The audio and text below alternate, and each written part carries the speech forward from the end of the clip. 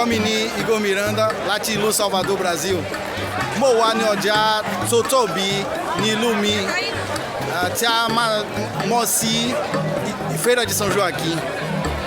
Lónìí, ayẹyẹ òrìṣà máa ṣẹlẹ̀ níbí fún Èṣù ọlọ́jà.